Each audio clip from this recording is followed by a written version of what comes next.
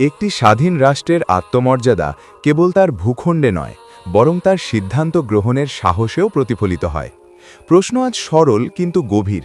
নিজস্ব স্বার্থে, জনগণের কল্যাণে একটি দেশ কি তার প্রয়োজন অনুযায়ী সিদ্ধান্ত নিতে পারবে না?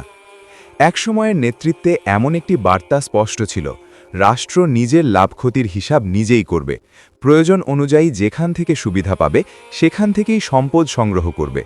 সেই দৃষ্টিভঙ্গি ছিল আত্মনির্ভরতা ও সার্বভৌমত্বের প্রতীক, যেখানে জাতীয় স্বার্থই ছিল মূল নির্দেশনা। কিন্তু বর্তমান প্রেক্ষাপটে যখন বিদেশি অনুমোদনের প্রসঙ্গ উঠে আসে, তখন স্বাভাবিকভাবেই জনমনে প্রশ্ন জাগে, কোন বাস্তবতায় এই নির্ভরতা? কোন চুক্তি বা পরিস্থিতি একটি স্বাধীন রাষ্ট্রকে এমন পথে নিয়ে আসে যেখানে সিদ্ধান্তের আগে বাইরের সম্মতির প্রয়োজন হয়? জাতির প্রত্যাশা একটাই, দেশের প্রতিটি গুরুত্বপূর্ণ সিদ্ধান্তে যেন প্রতিফলিত হয় স্বচ্ছতা, আত্মবিশ্বাস এবং জনগণের প্রতি দায়বদ্ধতা।